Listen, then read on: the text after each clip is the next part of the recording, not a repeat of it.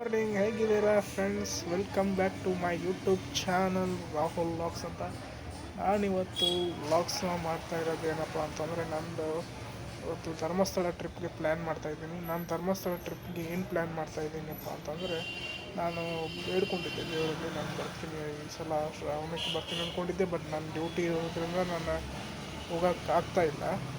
ಹಾಗಾಗಿ ನಾನೇನು ಮಾಡಿದ್ದೀನಿ, ಈಗ ರೂಮ್ ಎಲ್ಲ ಬುಕ್ಕಿಂಗ್ ಮಾಡಿ ಇಟ್ಕೊಂಡಿದ್ದೀನಿ ಅಡ್ವಾನ್ಸ್. ಯಾಕಂದರೆ ಗೃಹ ಜ್ಯೋತಿ ಅದು ಇದು ಇಂಥ ಬಸ್ಸಲ್ಲಿ ಪ್ರಾಬ್ಲಮ್ ಆಗಿರೋದ್ರಿಂದ ನಾನು ಆಲ್ರೆಡಿ ರೂಮ್ ಬುಕ್ ಮಾಡ್ಕೊಂಡಿದ್ದೀನಿ. ಈಗ 13ನೇ ತಾರೀಕು 12ನೇ ತಾರೀಕು ರಾತ್ರಿ ನಾನು ಬಿಡೋನಿದ್ದೀನಿ. 13ನೇ ತಾರೀಕು ಬೆಳಗ್ಗೆ ಹೋಗಿ ಅಲ್ಲಿ ರೂಮ್ಗೆಲ್ಲ ಸೆಟಪ್ ಮಾಡಿಟ್ಟಿದ್ದೀನಿ. ನಾನು ಈಗ ಪ್ರಿಪೇರ್ ಅನ್ನೋಕ್ಕೆ ಏನು ಪ್ರಿಪೇರ್ ಆಗ್ತಾಯಿಲ್ಲ. ಆದರೆ ಇದು ಶಾರ್ಟ್ ಇಂಟ್ರೊಡಕ್ಷನ್ ಅಂತ ನಾನು ಮಾಡ್ತಾ ಇರೋದು. ನಾನೇನು ಶಾರ್ಟ್ ಇಂಟ್ರೊಡಕ್ಷನ್ ಮಾಡ್ತಾಯಿದ್ದೀನಪ್ಪ ಅಂತಂದರೆ, ಈಗ